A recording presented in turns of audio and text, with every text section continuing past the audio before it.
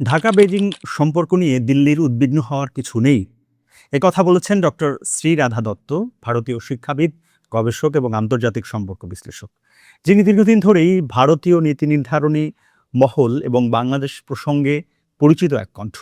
কেন বললেন তিনি এই কথা? আসলে তাকে বলতেই হলো, কারণ তারেক রহমানের চীন সফর এবং মালয়েশিয়া সফরকে ঘিরে যে কূটনৈতিক আলোচনা জন্ম হয়েছে, সেখানে আপাতদৃষ্টিতে প্রায় সব পক্ষই সন্তুষ্ট বলেই মনে হচ্ছে। অর্থাৎ একটি হাই ভোল্টেজ ম্যাচে গুরুত্বপূর্ণ গোল দিতে পেরেছেন বাংলাদেশের প্রধানমন্ত্রী তারেক রহমান। তবে সমীকরণটি এত সরল ছিল না। কিন্তু ভারতীয় গণমাধ্যমের একটি অংশে শোরগোল ছিল, নানা ধরনের বিশ্লেষণও ছিল।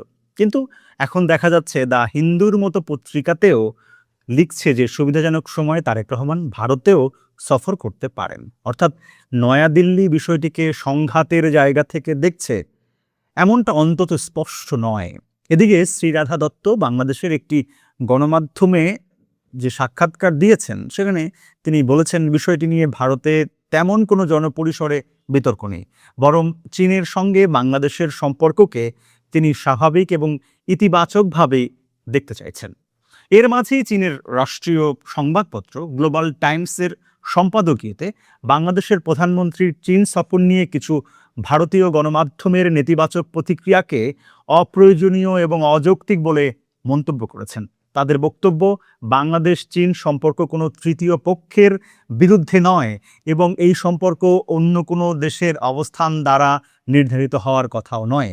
সম্পাদকীয়তে আরও বলা হয়েছে, নতুন সরকারের প্রধান হিসেবে তারেক রহমানের প্রথম চীন সফর এবং দালিয়ানে অনুষ্ঠিত গ্রীষ্মকালীন দাভোস ফোরামে অংশগ্রহণ দুটোই বেইজিং এবং ঢাকার পারস্পরিক গুরুত্বের প্রতিফলন। অর্থাৎ ভারতীয় মিডিয়ায় অতিরঞ্জিত উদ্বেগকে কার্যত উড়িয়ে দিয়েছে চীন। এখন আলোচনা হচ্ছে এই সফরে 15টির বেশি চুক্তি এবং সমঝোতা স্মারক স্বাক্ষরিত হতে পারে, যার মধ্যে বড় অবকাঠামো, শিল্প এবং বিনিয়োগের প্রকল্পও রয়েছে। এর অর্থ বাংলাদেশ ধীরে ধীরে, সবার আগে বাংলাদেশ, এই নীতিতে আরও স্পষ্টভাবে এগিয়ে যাচ্ছে। শুধু ভারত নয়, শুধু চীন নয়, আবার শুধু যুক্তরাষ্ট্রও নয়। অগ্রাধিকার বাংলাদেশের প্রয়োজন, স্বার্থ এবং অর্থনৈতিক বাস্তবতা। ফলে বার্তাটি ভারতকে দেয়া গেছে, কিন্তু এমন কোনো পরিস্থিতি তৈরি হয়নি যাতে ভারতকে তীব্র প্রতিক্রিয়া দেখানোর প্রয়োজন পড়ে। এখানেই বাংলাদেশের কূটনৈতিক সাফল্য বলে আমার মনে হয়।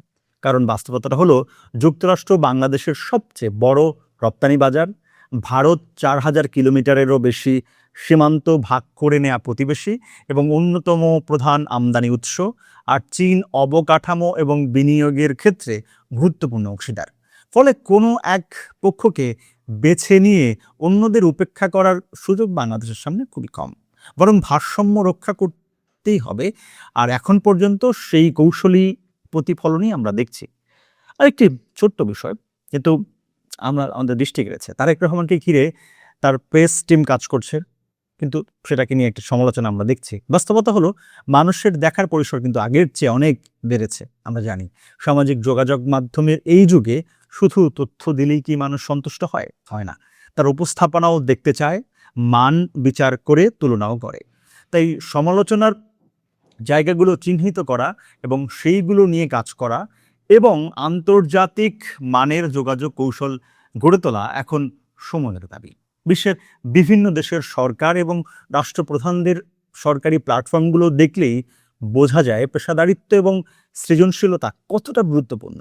ভালো করতে চাইলে আরও বেশি ভাবতে হবে, আরও বেশি করে শিখতে হবে, আর ভালোভাবে উপস্থাপন করতে হবে। তবে সব কিছুই মিলিয়ে এই কথা বলা যায়, এই সফর বাংলাদেশের জন্য কূটনৈতিকভাবে ইতিবাচক বার্তা বহন করছে।